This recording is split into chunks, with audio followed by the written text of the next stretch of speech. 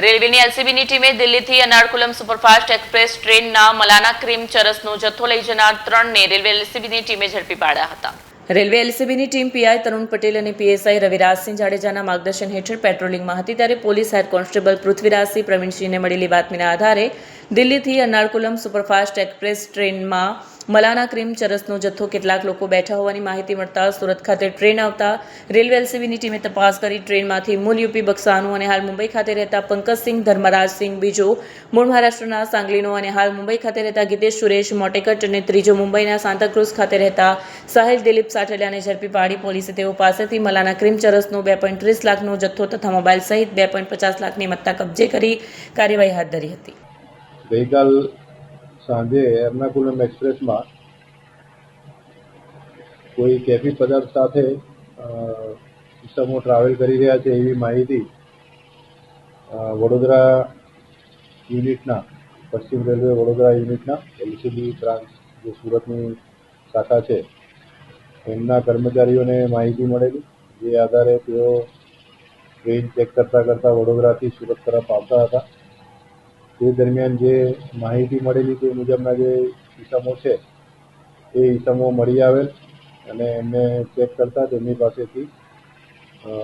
સંદિગ્ધ એટલે શંકાસ્પદ જથ્થો મળી આવેલ, જે આધારે તેમને ઉતારીને સુરત સ્ટેશન પાસે ઉતારી અને એમને એફએસએલના અધિકારીઓને બોલાવવામાં આવેલ. એફએસએલના અધિકારીને બોલાવીને ચકાસણી કરતાં તે ચરસ હોવાની ખાતરી થઈ, જે આધારે સુરત રેલવે પોલીસ સ્ટેશનમાં આ અંગેનો એનડીપીએસ એક્ટ હેઠળનો ગુનો દાખલ કરવામાં આવેલ છે. આ જે 3 ઇસમો પકડાયેલ છે તેઓ પાસેથી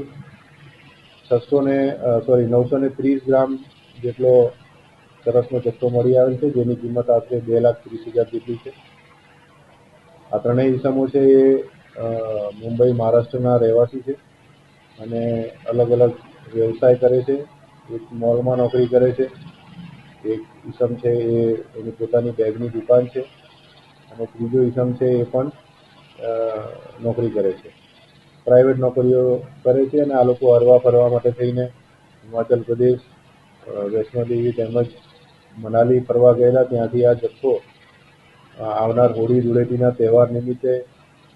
ભાંગ હોવાનું કહી તેમને ત્યાંથી એ લઈને આવેલા હતા, પરંતુ એ ચરસ હોવાનું જણાઈ આવેલ છે. આ આરોપીઓની સઘન પૂછપરછ કરીને અને વિગતવાર હજી પૂછપરછ કરીને આગળની કાર્યવાહી કરવામાં આવી રહી છે. હાલમાં તેઓના દિન 3ના રિમાન્ડ મેળવવામાં આવેલ છે અને રિમાન્ડ દરમિયાન વધુ પૂછપરછ કરી ખરેખર આ જથ્થો કોની પાસેથી લાયા છે અને કોને વેચવાના હતા તે બાબતની તપાસ ઊંડાણપૂર્વક રીતે કરીને આગળની કાર્યવાહી કરવામાં આવનાર છે.